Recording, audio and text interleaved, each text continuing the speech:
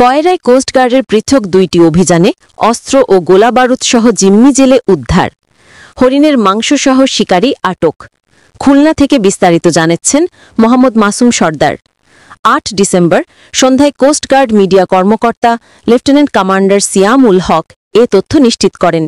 তিনি বলেন, গোপন সংবাদের ভিত্তিতে জানা যায় সুন্দরবনের দুর্ধর্ষ ডাকাত দুলাভাই বাহিনীর সদস্যরা সুন্দরবনের কয়রা নদীর নাগজোড়া খাল সংলগ্ন এলাকায় অবস্থান করছে।